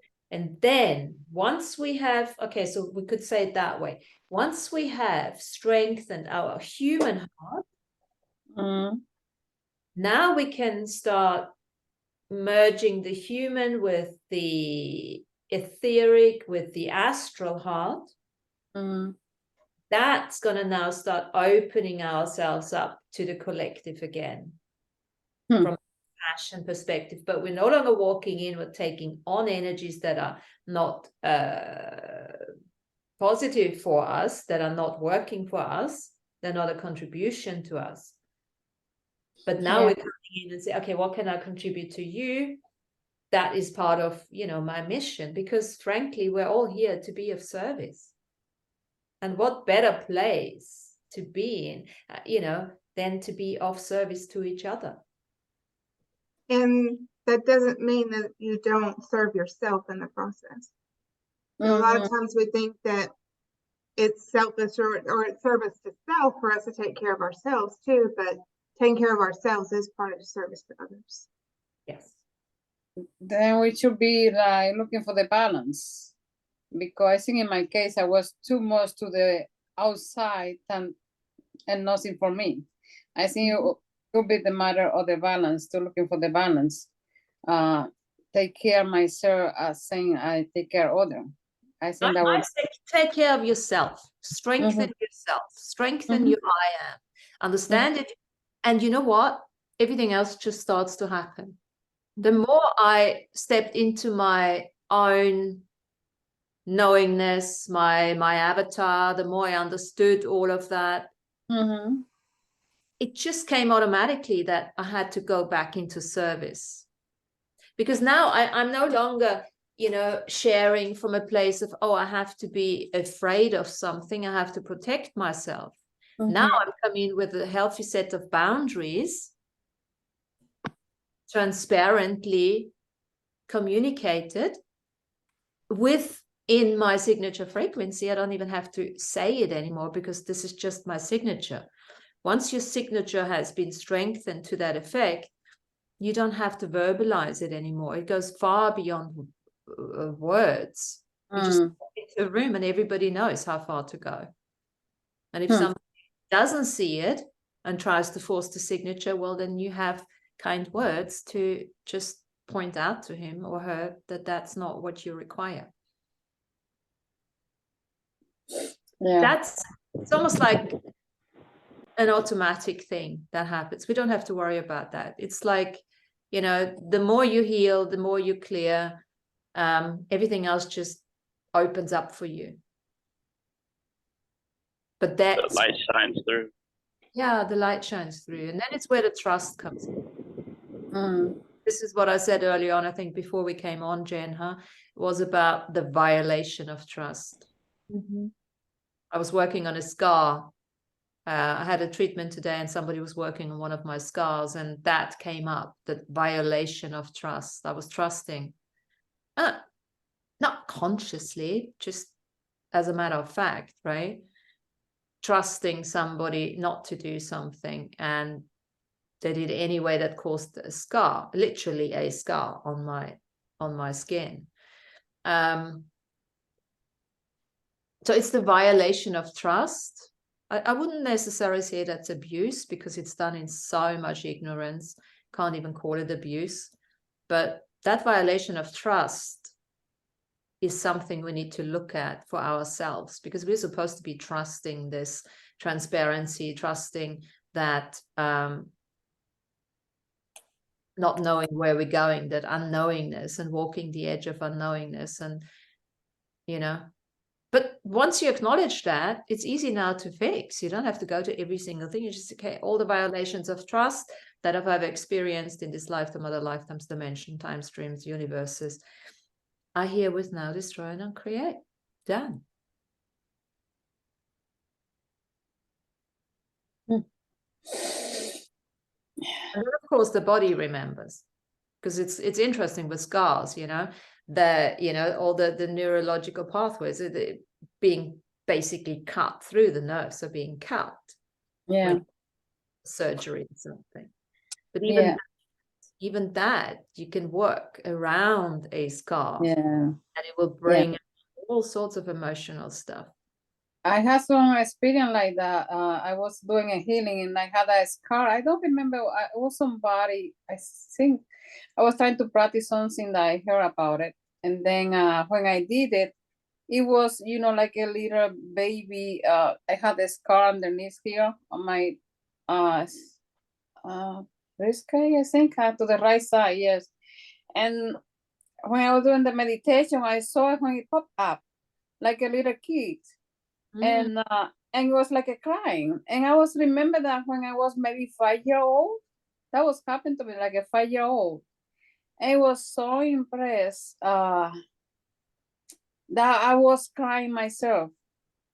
And it was like, you know, this moment, like you need to have somebody crying with you. And it was because that I was so afraid.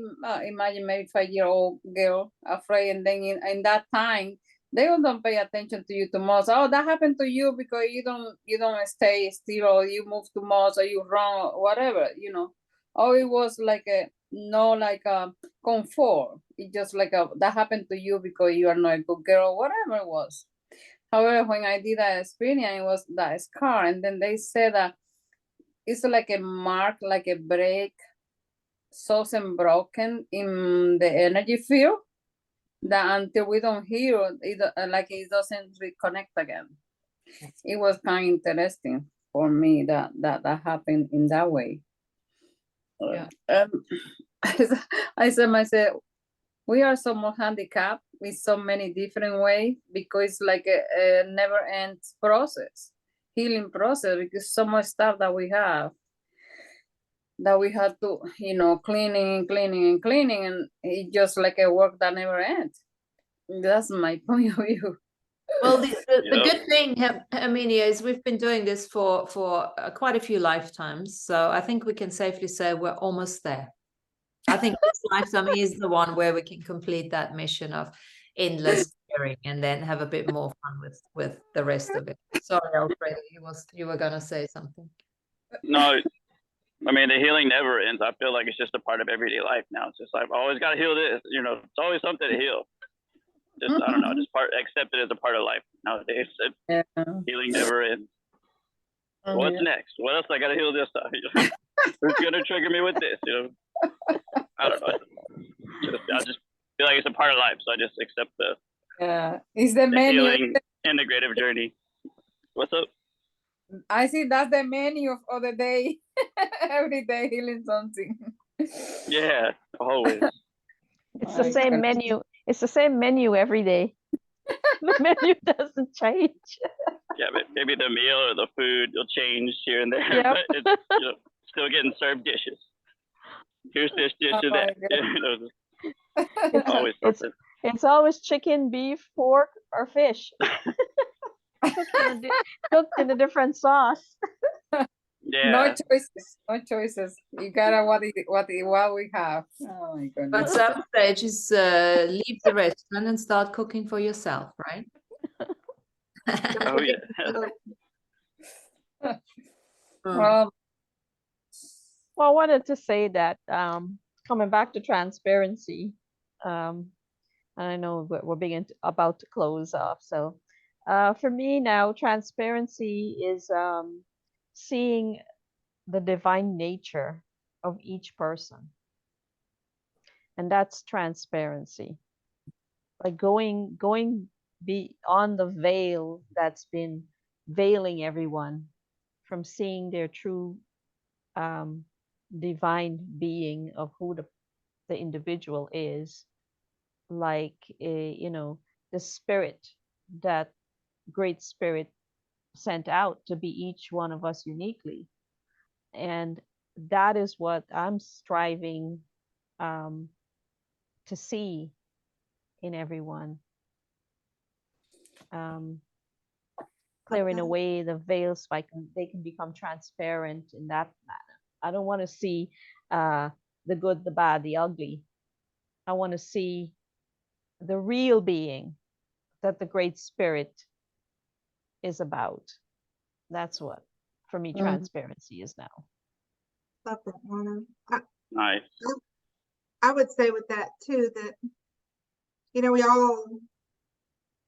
all show ourselves from our current level of healing and our traumas, right, that we haven't healed yet. And so being able to see somebody for who they are divinely or at a soul level and accept where they are now and who they are now with non-judgment is a gift to people. And then that's what we all practice with non-judgment, right? Is being able to let everybody be who they are, where they are now, with no judgment and complete acceptance.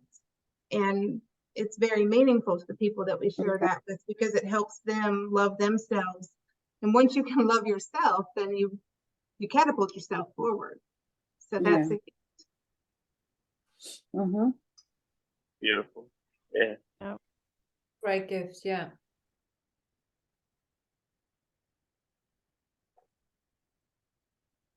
Anybody have anything else they want to share? To see the divine nature as we go out tomorrow, the next day, let us all try to peer past that obnoxious veil that is just showing us a reflection of what the individual isn't, and get past that veil and see what the individual really is, the divine nature of that being. And goes same for animals, birds, bees, insects, plants, trees, for everything on this earth.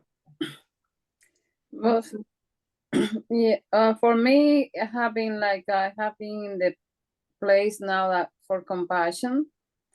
What is the compassion that is like homo neutral, that somebody has something that I can support it, but I don't feel like it's part of me, like I used to be like a carrying on me, taking the pain off from the person and put it on myself.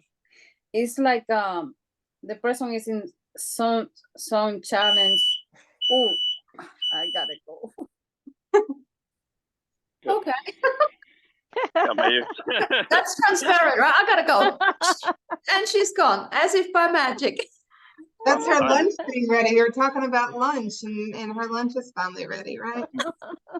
Hopefully she has more options than what we were talking Oh, about. that's brilliant. That's brilliant. So this brings to mind, so I know we're going to close in just a second, but in Avatar, the beings in Avatar, like that culture, they have a saying, instead of saying I love you, they say I see you. And I'll have to find, there's a beautiful post somewhere that explains what that means. But basically it is, like Lana was saying, is that I see the divine in you. Like I see you, not just that I love you, but I see all the parts of you and I love you as you are. Yeah. I prefer that. I prefer that. I prefer I see you too. I love you. Mm-hmm. So to all of you, I say I see you. I see you. And I was very grateful to see you today. I From see. now on, that's what we'll say. I see you. Yeah. And I'm going to leave you with a question. How is your life there's no answer now, just take it with you and keep asking it and see what transpires. How is your life going to change when you are completely transparent? Well, we are completely transparent already as it is, because if we could see the divine nature in each other, then that's really the transparency. That's the real being that you're seeing. Yeah, well, good Not luck. the physical, not the physical Because person. And I'm not talking about the physical person. I'm talking about the divine nature of the person, where you don't really look at the physical, but in your mind's eye, you're seeing the real individual. Okay, so let me rephrase the question. How is my life going to change when I'm completely transparent with myself? Mm-hmm. That's the question to take away. Every day, how's my life going to change when I'm completely transparent with myself? Well, good luck with that. I know. Gonna become you. Armenia is There's back. nothing to hide.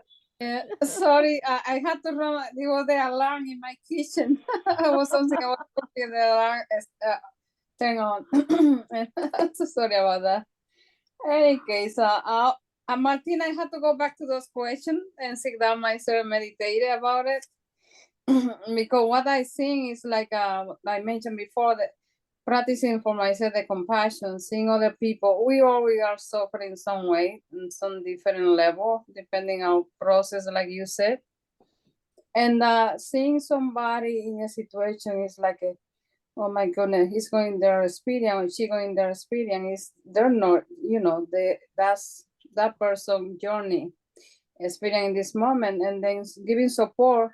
And at the same time, I cannot like this kind, it's not sympathy, it's like empathy, like okay, I'm here, I can hold your hands, but it's not like taking part of me. It just hold the hand to be together, to helping you to cross. Let's see if we have to cross the river. Let's cross the river together until you feel strong enough that you can cross yourself. Something like that. For me, I think that's what I experience right now. Even that there's a lot of people about tragedy that happen or something bad happen, whatever it is, I don't feel like that's how I used to be. Like I feel sorry about it, it's just like okay, let's see what we can do to get better, or hopefully looking for the best way how I can bring my love and my joy, my compassion to overcome the challenge in the moment. That's the way how I have been lately noticed on myself. And you know what Lana earlier said, that it's a very good way of doing that when you get to that stage where just look at the person from the full potential, from a soul perspective. Mm-hmm. Don't look at it from a human choices that they're making. Mm-hmm. Those are the ones Jennifer said you got to be an allowance of. Yeah. Mm-hmm. But when you start looking at a person from a full blown potential as a soul, and Mm-hmm. from a, that they have actually chosen those circumstances, as the creator they are, Mhm. there's nothing for you to say, because otherwise you become the superior bitch saying, oh, you shouldn't have chosen that. Well, we know what needs to be, what's required from a soul perspective, and then I think it's one of those things. If somebody reaches out to you, by all means, show compassion and use your gifts to assist. But this is what I'm trying to do now, and nobody reaches out to me, so that's great. Not entirely.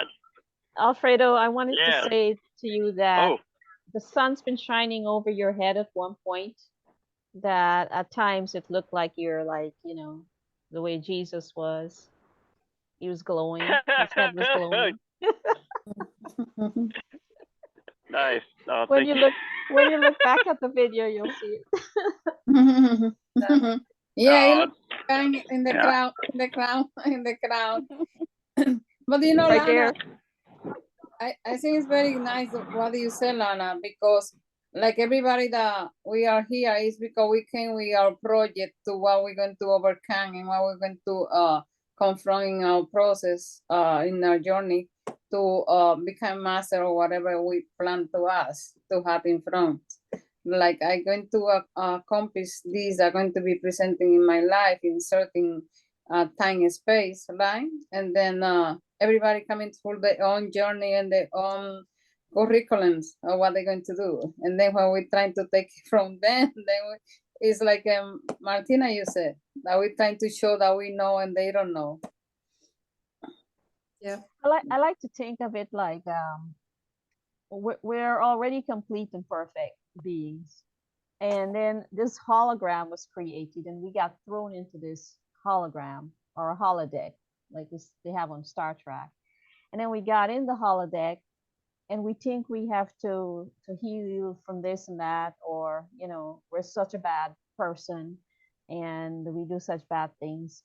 But get thrown into this holodeck program, it could become so chaotic now that we forgot that we are already the divine being and complete, and there's nothing for us really to heal. But while we're in the hologram, we feel like everything is wrong with us and we have to heal all this stuff, and it never ends, like you were saying, Alfredo. It's like every day the menu is the same. And so when we get back to who we really are as the divine being, and the nature of ourself is just perfect and well, then you know what? The hologram starts to fall apart, and it just vanishes before your very being.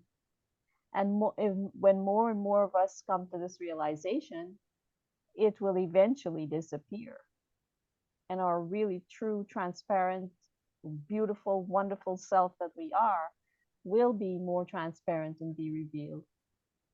And more people will begin to see each other in that manner. And that's what I'm hoping for, that will take place. And I might word it a little bit differently. Instead of saying the healing never ends, I would say the growth never ends. Because once you resolve something, you go back and you revisit it and you pick up another nugget, it's just continuous improvement, right? It's just expansiveness and going beyond where you are now, not necessarily like getting stuck in like a healing narrative. It's really just, what can I do to better myself? What can I do to better my situation? What can I do to make myself a more powerful creator? And at some stage, we can add to that saying, how much more fun can I have in this reality? That's right, because it's supposed to be fun and it's supposed to be easy. Yeah, it's not Let supposed it to be be this easy. hard. Yeah, Infinite amount. it's become really hard, but it really isn't supposed to be this hard. All we have to do is allow it to be easy. Yeah. So Oh yeah. with that, and we'll chat again next Wednesday. Thank you everybody for coming. Well, thank you. I just I want want to to say something. Oh, Go. What? hold up, Martina. I was gonna just fill you with gratitude. Hold it. I just want to thank. I pick up a little bit of nuggets from everybody, but I really appreciate your questions, Martina, because over the past weeks or months or whatever, like all these questions you've been telling me to ask myself, they've kind of helped me propel myself forward.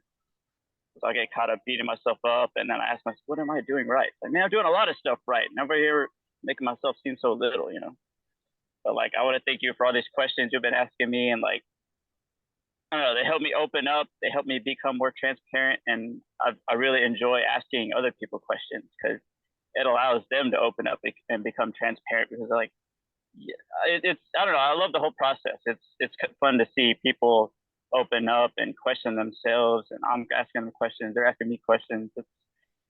I don't know, it's making a more deeper connection with myself and with others.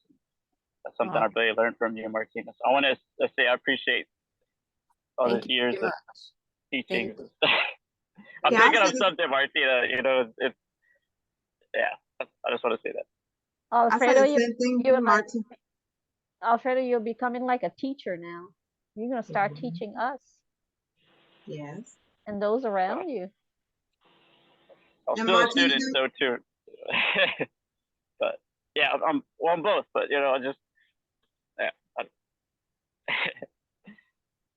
Martina, I wouldn't shut yourself off from helping people and inserting some of your questions and the way you do help people, because while some people may not receive it well, I know I have. Obviously, Alfredo has. So don't shut it off unless you just don't want to do it anymore. No. It's in my blood. But thank you, guys. Thank you. And I, since we're on the gratitude roll here, gratitude to all of you guys. 4th year doing this. Gratitude to Jenny for stepping forward, being the hostess today. I hope I didn't speak too much. But this is just the way. Anyone who wants to come forward that was Jennifer's topic. She prepared for it. So anyone wants to do that, please, by all means, come forward, practice a little bit. Not that she needed practice, but if you want to do more of that, by all means, go for it. Any other ideas? The way we can, still one more thing. Jess is working on our out creation of the what's it called? Website. There will be a contributor page where every one of us can add their profile, their picture, their website, or whatever you want to add. So that's in the making as well. Yeah, and that's it.